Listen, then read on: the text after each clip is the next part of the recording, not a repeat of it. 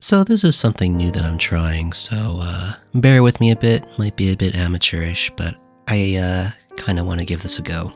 In the background here, you will be seeing the process I went through in order to create the Sena model that I used for a meme for her 2nd year anniversary stream. I'm kind of a little too proud of how it turned out, and you'll see me in the background here sketching up a concept, then modeling it, then texturing, rigging, animating, and then eventually putting it all together. In the end, the whole process, it took about 6 hours from 9 p.m. to 3 a.m. the day of her anniversary stream, so a little last minute, but I don't know. I wanted to do something nice for Sena. She's a powerful individual, and I want to see her succeed, so I don't know. At the same time, I've been thinking a lot about trying out different kinds of content. I've been sitting on my butt a little bit too much lately, and I've been, I don't know, wanting to try something else. And one of the things I enjoy are these sorts of like art talks. Like, if you've ever seen Plague of Gripes, I really enjoy his art gripes, where he just kind of, talks about whatever, rambles about whatever over him drawing something in the background for like 20 hours compressed down to half an hour, however long it takes for him to get through his thoughts. He's an old man, so he takes his time. But I've always enjoyed that kind of format, so I figured I'd give it a shot here, try it out. Just before I started recording this, and I should have written a script for this, I did not, so I'm kind of freeballing it here. If I do this again, I'm definitely writing a script, but right before I started recording this, I watched a clip of Haruka Karibu from VShoujo. Now, like most VTubers, I don't watch VTubers. Too busy. I'm too busy. I'm too busy to watch VTubers, but I don't watch very many. But I've always seen Haruka come up here and there, and whenever I watch her stuff, she seems interesting. So I couldn't call myself a casual fan, but I know of her. And there was a 10-minute clip I watched recently, I think from like a week ago or so, where she was talking about how she hasn't streamed much in the last 3 weeks and how it stems from her burning out and feeling guilt about having burnt out and not feeling like she belongs in VShoujo. And I think at the end, she keeps calling herself a little guy. I'm just a little guy. I'm just a little guy, and I'm with all these amazing people. She doesn't even feel like she deserves to have her model anymore. She wants to be a PNG tuber because she feels so beat down. Kind of incredible psychologically to think about. There's a link. I'll put a link down in the description if you want to see that video. I found it very touching. But I heard a lot of the anxieties and the fears and difficulties that I face. I heard that coming out in her words as well. So I was originally going to talk about something else, but maybe I'll try and tie in a little bit of that sort of feeling today of facing down burnout, of trying to fight against this inevitable pull towards just laying in bed all day and not doing anything. It's so frustrating when you want to be moving and active and doing things, but inertia seems to just keep you down. I can understand her feelings a lot because I also kind of burnt out from streaming not too long ago, a few months ago. Oh my god, it was actually in July, I was really struggling, and I told myself, in August, I'm going to go hard. I'm going to work hard. I'm going to do a huge marathon. We'll do so much streaming. I have a whole summer without any work, so I'm just going to do it. And it did not pan out at all. It did not work out at all. Turns out putting that much pressure on myself when I'm already burnt out just made me even less willing to do the work. Completely ego completely collapsed. I lost all confidence in myself and I completely withdrew. I think I lost touch with what I was trying to do. And I think that's something that happens regularly with almost anything, right? If you don't try and keep in touch with the reasons you do things over time, you'll kind of drift away from your original purpose and you'll start, going towards other things. I think for a lot of creators on YouTube, that ends up being the numbers, right? Because the numbers are very concrete. They're very easy to find, to look at, to compare, to analyze, to min-max, if you're that kind of person. And I'm not that much of a min-maxer, but I still got drawn in a lot by the numbers, by the idea of, well, if I hit that first milestone and I unlock super chats and being able to raid people, that will make me legit. I'll be a legit VTuber. I can, at that point, kind of hang up my laurels and say, okay, I'm happy, I'm satisfied, this is where I wanted to be. I got recognition. Well, I'll be honest, I went on a little bit of a rant. I cut it out, but I went on a bit of a long, endless thought that didn't go anywhere. So I'm going to go back to my original notes. Don't have a script, but I have notes. I need to use a script. This is way too free thought. I can't be like other VTubers who will remain nameless that can kind of talk about nothing really easy. Not nothing, but go, talk without a script very easily. I'm somebody who likes having structure. But I'll go back to my notes here. The Haruka thing was very touching. I don't know, it's difficult to really pin down anything about burnout because it's so unique for each person, while at the same time kind of resulting in the same output, which is withdrawal from social life, kind of withdrawal from being active, being proactive, kind of reducing yourself down to a smaller, lower state of being, kind of running away from what you ought to be doing. Even though you're not, even though you shouldn't, even though you can reason with yourself, right? There's something still inside you, not reasonable, but emotional, that fights everything you're doing. And you're so caught up in this struggle between maybe the two sides of your brain, if you want to use that analogy.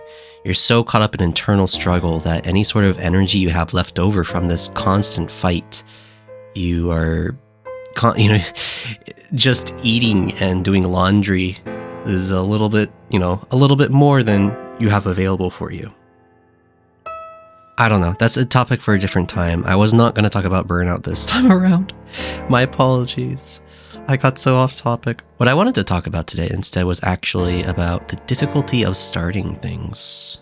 The difficulty of starting things. Because I don't know about you guys, I have a very, very hard time starting things. And I find often that after I start something, it's easy to keep it going.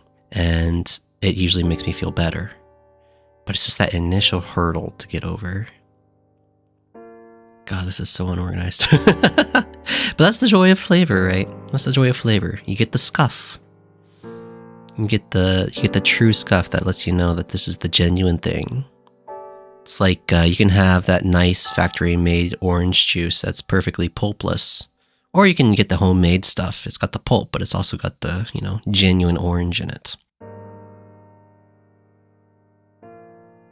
I guess it goes beyond my VTuber stuff. I've always been very, very bad at starting things. I've always been a very passive, kind of reactive person.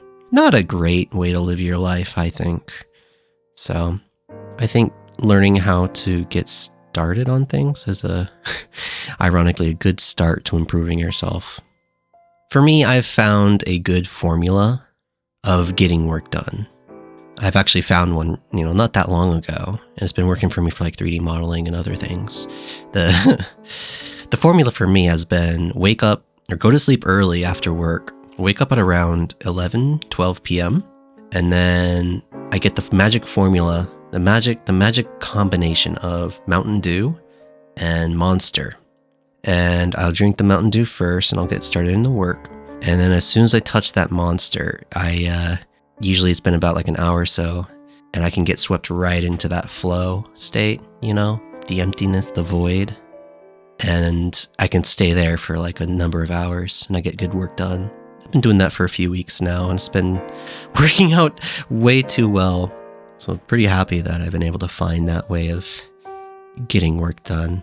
It really does seem like the only easy times to get things done is where you can hit that flow state, where you can stop worrying about all the ancillary things, the stuff going around, and you can focus solely in on the work, lose perspective of time and other priorities. My start in Flavor was quite the same way, I guess, thinking back on it.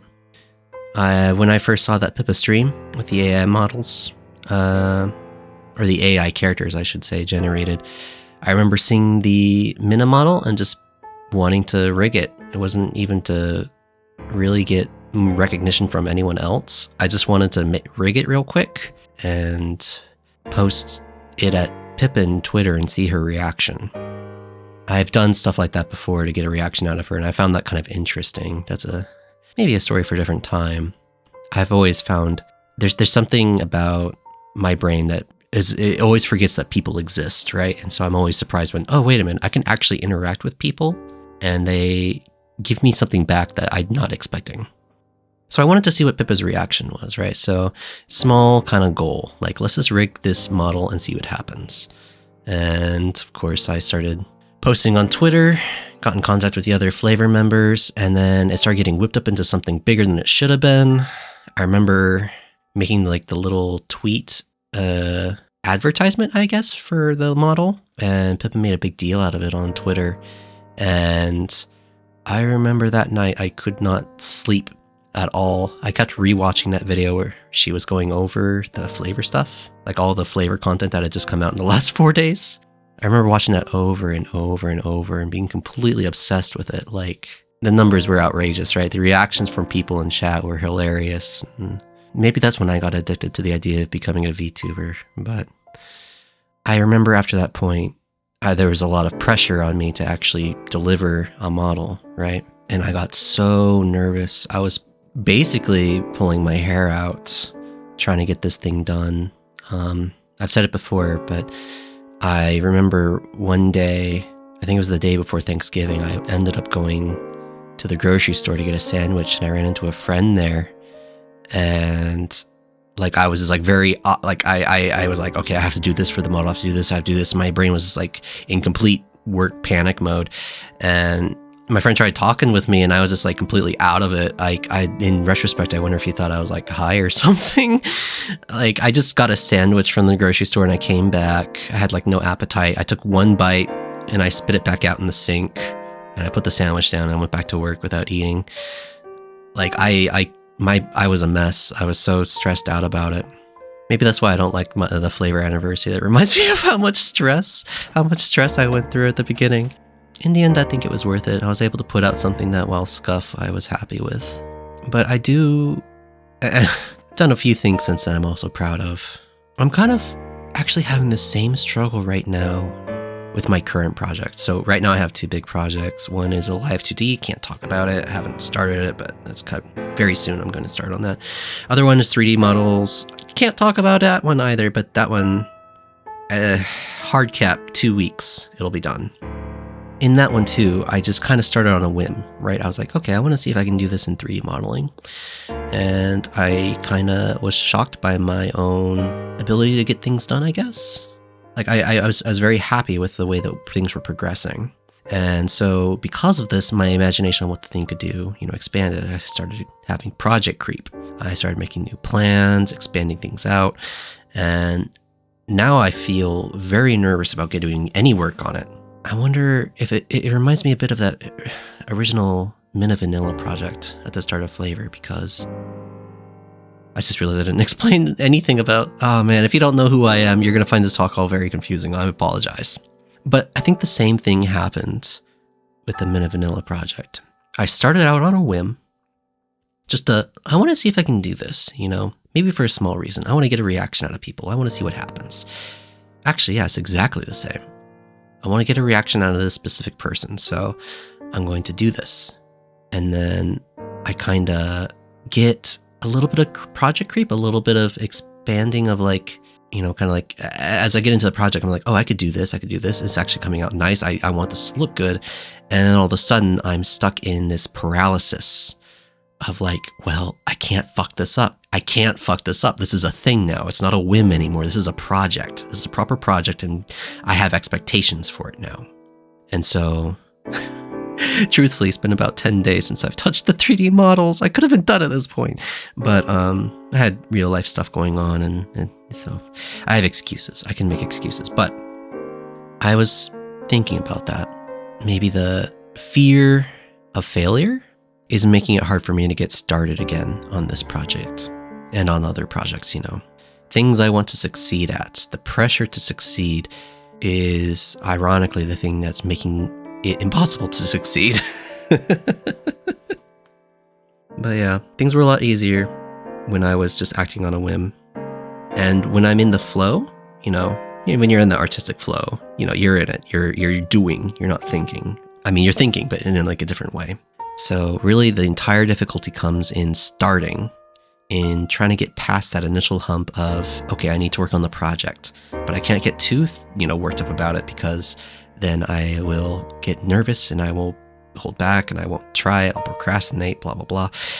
So the entire difficulty just comes in that initial struggle to get over that first little bit, that first hour of hitting your head against that wall and being like, man, this sucks. I don't like this. I don't enjoy what's happening. So I think there's a couple ways you can get around it. I mentioned one earlier, and I just realized this now, actually. Ritual is a very, very good way. If you have a very set ritual of doing things, then that can help you force yourself into that flow no matter what. For example, mine is wake up at 11 or 12 at night, and then basically piss about for an hour, go take a walk to the vending machine, the only vending machine that's nearby that has Mountain Dew and Monster, get some of those, come back home, crack them open, and get started, That's my ritual now, and it's been working for me. There's a lot of famous writers who have, very set ritualistic writing periods. I don't know, that seems to be a good way. I also need to do a little bit of work, I think, on not caring so much about failure. Yeah, not caring about failure is an important thing as well. I think it's, as an artist, where have I heard this before? I heard this saying, if you're not failing, a good amount of the time that you're trying things, then you're not actually growing. You're not actually challenging yourself. You're not trying to improve and, move somewhere. You're just staying in the same little pond and doing the same thing over and over again. If you're not failing, then you're not properly being creative. I think that's an important point. So many times I've done things and they've kind of turned out to be failures or, not as good as I'd hoped, but a lot of people still enjoyed them anyways. You can barely watch that original, again, sorry for anyone who doesn't know who I am or what I've done. My original Borgar debut, the whole make a new VTuber in a week thing. You can't watch that stream because the audio quality is so bad. Every quality is so bad. But even, through that, I was able to do something I'm extremely proud of and really happy with, even if it was very scuff. I think there's value in things that, you might consider as a failure or don't have great value. It's just kind of silly to hope for perfection, for extreme quality out of things, especially when you don't have the experience like I don't in the things that I'm trying to do. I guess maybe that's why I was able to do this Sena model so quickly. I knew it was going to be scuff. I knew it was going to be bad. I knew I was going to basically artistically rip off the guy who made a Miku model. I literally copied, or traced, I should say. I didn't copy, but I traced over the model dimensions and used his base model to kind of speed things up. Because in the end, it was for a meme, right? Just a short little small meme. Nothing fancy. It wasn't going to be a model that was going to be used for VTubing or anything. I just wanted to do a meme. Actually, I didn't even know what meme I was going to do at first. I went through a few before I remembered, oh yeah, Get Down exists. But my goals were low. I still wanted to do a nice job, but maybe because of that, I didn't feel any fear about putting out a model that's kind of half-baked, that's not as great as it should be. And it was able to let me work for a nice 6 hours and put out something that I'm happy with, even if it's kind of silly, you know?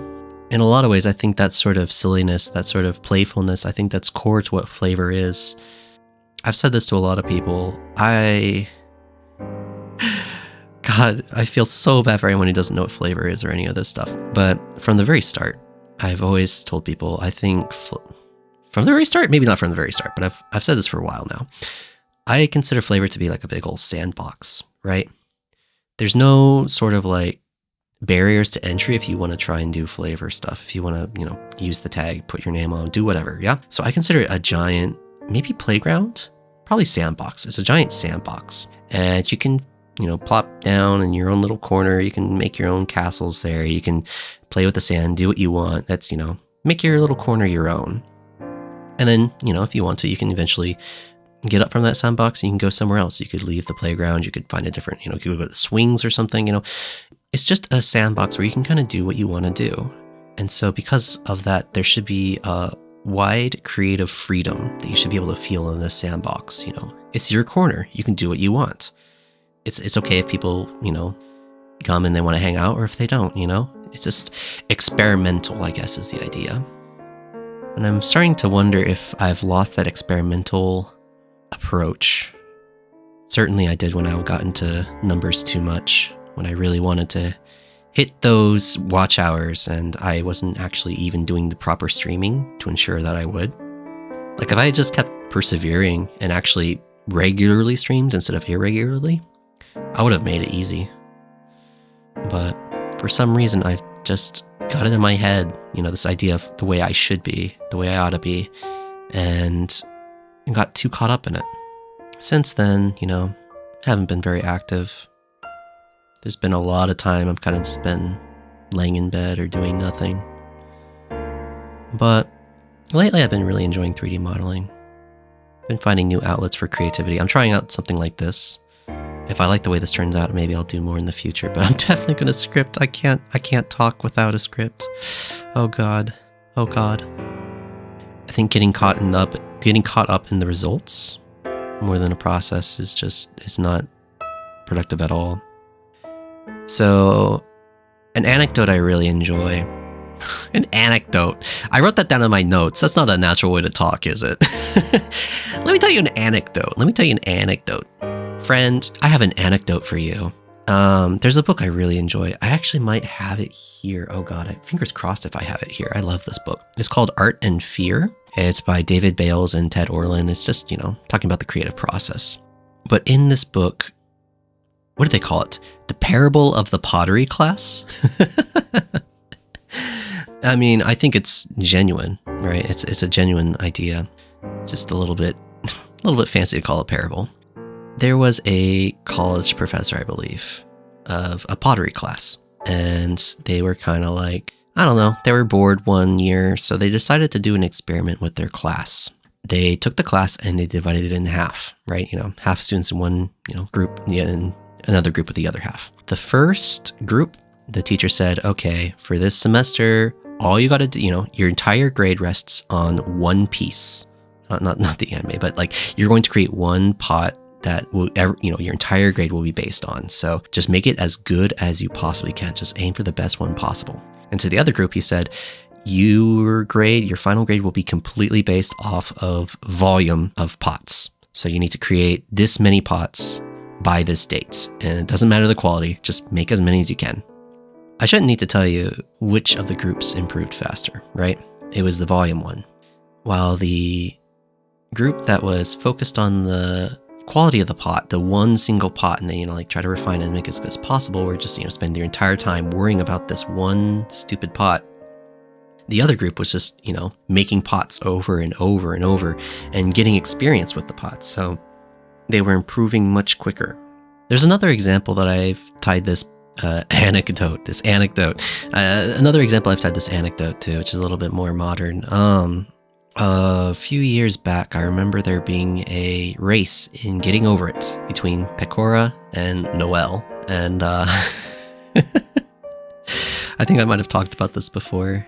God, it's true that VTubers just talk about the same things over and over again. They never get more interesting.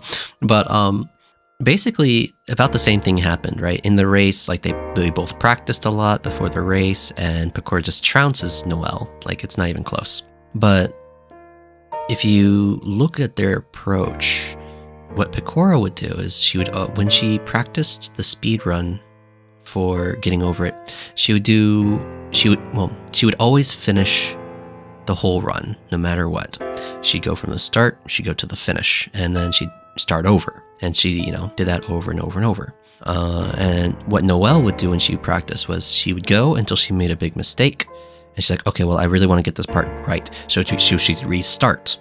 And then she'd just, go from the start again, go up to the part that she failed at, and maybe she'd have to restart there again, or she'd keep going and restart at the next part that she messed up at. And as a result, she didn't actually practice the entire map all that much. She got maybe more practice on like the parts that she's bad at. But in the end, she would quit out and restart before finishing the entire thing. And maybe it's not exactly one-to-one with the pottery example, but I feel like it's kind of the same thing. If you're going to hyper-fixate on the results of the things you're doing, you're going to not be able to focus on the process itself, right? As a whole. And I think I fell into that trap with VTubing. And maybe some other creative aspects of my life as well. I mean, after all, I haven't only burnt out from VTubing, but I think getting too focused on the numbers, getting too focused on what you want, maybe even comparison to others, like I don't have the draw that they do. I don't have the Zatsu skills. I don't have the nice model that they do. Getting focused on things that aren't related to the process themselves, I think it kind of hurts the overall result of your product. God, yeah, you can tell I'm getting old because I'm using like corpo speak. But yeah, if I was super worried about the quality of, what am I trying to say? I'm very worried about my 3D model project that I'm working on, that I continue to be a tease about, I guess. I feel bad about that, but I really want it to be good. And so because of that, I am overthinking everything, right?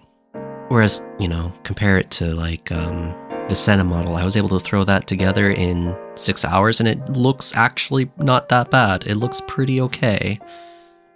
Maybe I shouldn't be so worried about these sorts of things. I mean, I can't expect perfection from what I do.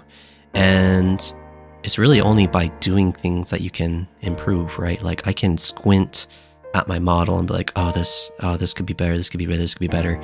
But it's only by actually having done 3D modeling that I've kind of learned different things. Like for example, by doing the Sena model, there's something called UV mapping.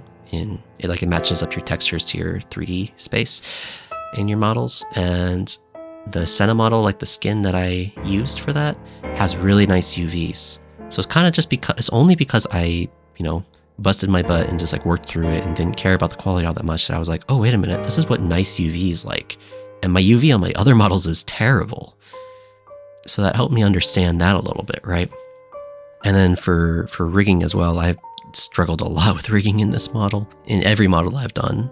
It's only really by having just, plowed through it and not worrying about it too much that I've kind of been able to identify, these are the points where I need to improve at. And, now I have a physical roadmap ahead compared to like, if I just sit here paralyzed, worrying about what could be, I'll never realize that, this is the actual points of, improvement I need to, improve on. I need to improve my rigging. I need to improve my UV mapping.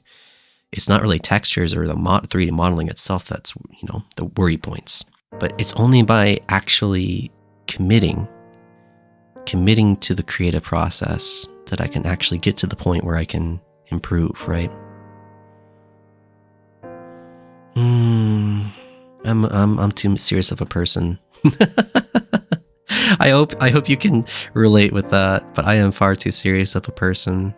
I think when I compare the things that I struggle at, the creative projects that I'm stuck on, to the things that I've already done in the past, to the things I was able to breeze through, and also to other people's projects I think work really well, I think one of the big differences is levity. Just, the absence of being overly serious, being too stringent, being like, oh, I need super high quality everything. Sometimes the scuff streams are the best. I love Lollygay streams, and he's like the most scuffy streamer I know.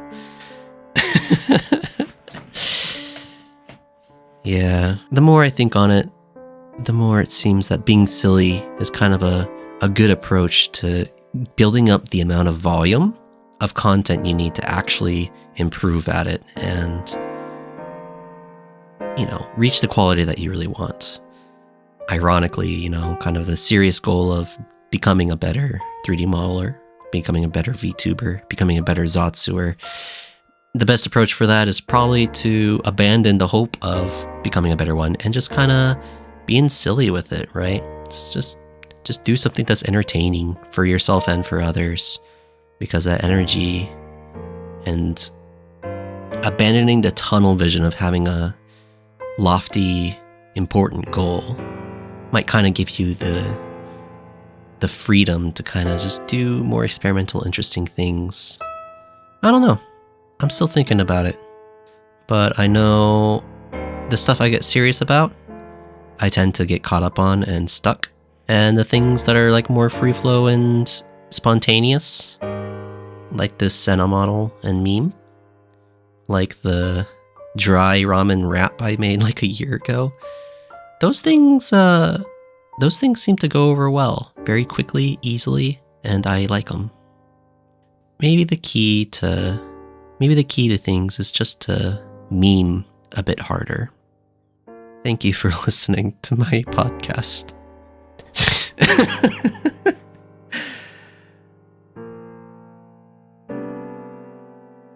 Okay. I tried to tie that in as neat of a bow as I could, but good lord, I need a script. I can't do this ad hoc. Oh my god. But yeah, thank you for listening if you made it this far. I literally just talked about myself for like half an hour here. It's probably the most egocentric thing I've ever done in my life. I feel so terrible. I need to take a shower. But it's something I want to try and do, so we'll see how it goes over. I don't know. Maybe nobody's interested in this, but maybe some people are. I can't be that worried about it. Man, I barely dug into the monster during the entire time. Interesting. Alright, I got 3 hours to put this together and compile it, so I'll catch you guys again soon. Bye-bye. Okay, how do I turn this off?